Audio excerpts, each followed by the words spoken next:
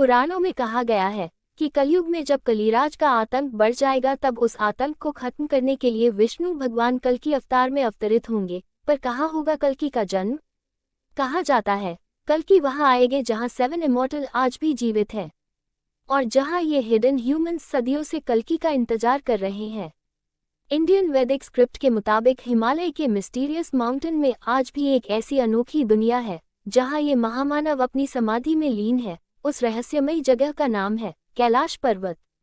एक ऐसा पर्वत जहां वक्त बहुत तेजी से बढ़ता है, जहां नेविगेशन सिस्टम काम नहीं करता। क्या ये सच में हो सकता है?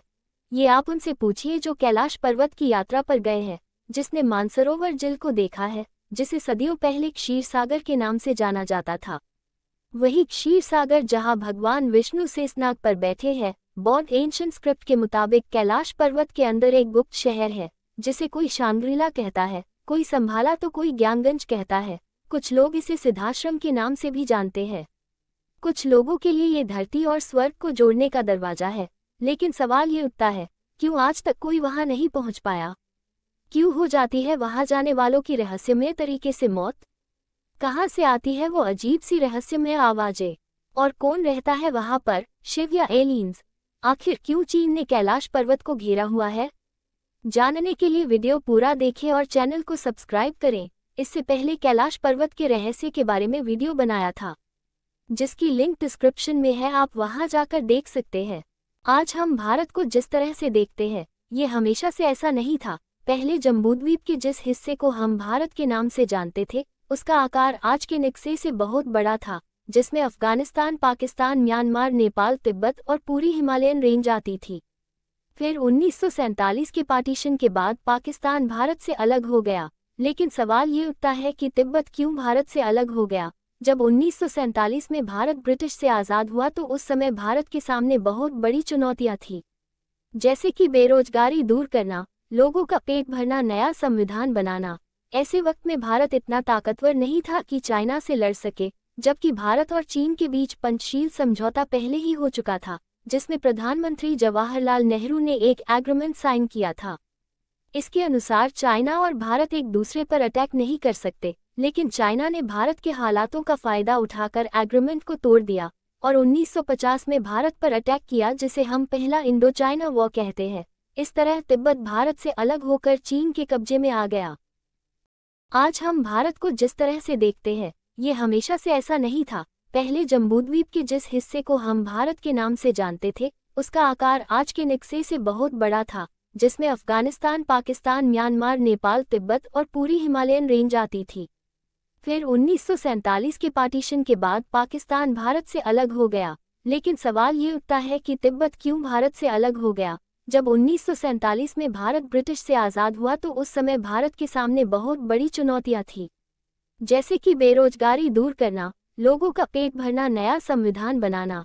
ऐसे वक्त में भारत इतना ताकतवर नहीं था कि चाइना से लड़ सके, जबकि भारत और चीन के बीच पंचशील समझौता पहले ही हो चुका था, जिसमें प्रधानमंत्री जवाहरलाल नेहरू ने एक एग्रीमेंट साइन किया था। इसके अनुसार चाइना और भारत एक दूसरे पर अटैक नहीं कर सकते, लेकिन चाइना ने भारत के हालातों का फायदा उठाकर एग्रीमेंट को तोड़ दिया और 1950 में भारत पर अटैक किया, जिसे हम पहला इंडो चाइना वॉर कहते हैं। इस तरह तिब्बत भारत से अलग होकर चीन के कब्जे में आ गया। लेकिन क्यों चीन की नज़र हमेशा से तिब्बत पर थी, जहां पर माउंट कैलाश है? क्यों चाइना बार बार कैलाश पर्वत पर चढ़ने का प्रयास करता है? क्यों चाइना ने दूसरे देशों को कैलाश पर्वत पर चढ़ने की रोक लगा दी है? 1962 में जब चीन ने तिब्बत को कब्जे में लिया, तब से वो कैलाश को लेकर बहुत एक्साइटेड था। कयो की शुरुआत से ही कैलाश को मिस्टीरियस माउंटेन से जाना जाता है। चीन ने बहुत बार कैलाश पर्वत पर चढ़ने की कोशिश की, एक बार हेलीकॉप्टर भी भेजा, लेकिन कुछ हासिल नहीं हुआ। बाद में 2001 में चाइना ने कैलाश पर्वत पर जाने की पूरी तरह से रोक लगा दी। लेकिन क्यों? चीन ने हेलीकॉप्टर भेजकर ऐसा क्या देखा? बात 1951 की है, जब चाइना ने जापान के साथ मिलकर कैलाश पर्वत पर चढ़ने की कोशिश की। तब उनको कुछ अजीब से अनुभव हुए, वो बिना चढ़ाई किए ही वापस लौट आए। तभी से चीन इस रहस्य को खोजने की कोशिश कर रहा है, लेकिन उसे कुछ हासिल नहीं हुआ। क्या सच में वहां शिव का निवास स्थान है? कैलाश पर्वत के बारे में अलग अलग धर्म के अनुयायी के अलग अलग मत हैं। हिंदू धर्मों के लोगों की मान्यता। हिंदू धर्म में कैलाश पर्वत पवित्र माना जाता है, क्योंकि हिंदू धर्म के ग्रंथों और पौराणिक कथाओं के अनुसार कैलाश पर्वत मेरु पर्वत है, जो ब्रह्मांड की धुरी है और यह भगवान शंकर का प्रमुख निवास स्थान है। यहाँ देवी सती के शरीर का दायां हाथ गिरा था, इसलिए यहाँ एक पाषाण शिला को उसका रूप मानकर पूजा जाता है। यहाँ शक्तिपीठ है। बौद्ध धर्म के लोगों की मान्यता। तिब्बत में रहने वाले बौद्ध धर्म के अनुयायी की यह मान्यता है कि बुद्ध भगवान के अलौकिक रूप डेमचौक कैलाश पर्वत पर ही निवास करते हैं, इसलिए बौद्ध धर्म में भी इस पर्वत को पूजनीय माना जाता है। जैन धर्म के लोगों की मान्यता। जैन धर्म के अनुयायी की मान्यता है कि उनके प्रथम तीर्थंकर ऋषभदेव को इसी पर्वत पर निर्वाण की प्राप्ति हुई थी और वे लोग कैलाश पर्वत को अष्टापद कहकर पुकारते हैं। इसी पर्वत पर श्री भरत स्वामी ने रत्नों के 72 जिनाले बनवाए थे। कैलाश मानसरोवर यात्रा। हिमालयात् समारभ्य यावत् इंदु सरोवरम तम देव निर्मितम देश हिंदुस्थान प्रचक्षते बृहस्पति आगम, अर्थात हिमालय से प्रारंभ होकर इंदु सरोवर हिंद महासागर तक ये देव निर्मित देश हिंदुस्तान कहलाता है। कैलाश पर मनुष्यों का निवास संभव नहीं है। इस स्थान से जुड़े विभिन्न मत और लोक कथाएं केवल एक ही सत्य को प्रदर्शित करती हैं, जो है ईश्वर ही सत्य है, सत्य ही शिव है। स्वर्ग जैसे इस स्थान पर सिर्फ ध्यानी और योगी लोग ही रह सकते हैं या वो जिसे इस तरह के वातावरण में रहने की आदत है। यहाँ चारों तरफ बर्फीले पहाड़ हैं, जैसे कुछ पहाड़ों की ऊंचाई 3500 मीटर से भी अधिक है। आपको 75 किलोमीटर पैदल मार्ग चलने और पहाड़ियों पर चढ़ने के लिए तैयार रहना होगा। इसके लिए जरूरी है कि आपका शरीर मजबूत और हर तरह के वातावरण और थकान को सहन करने वाला। हालांकि मोदी सरकार ने चीन से बात करने अब नाथुला दर्रा से यात्रा करने की अनुमति ले ली है, तो अब कार द्वारा भी वहां पहुंचा जा सकेगा। फिर भी 10 या 15 किलोमीटर तक तो पैदल चलने के लिए तैयार रहें। यहाँ सही सलामत पहुंचना और वापस आना तो शिव की मर्जी पर ही निर्भर रहता है। नीचे एक बार खाइयों में झांकने पर जमीन नजर नहीं आती है।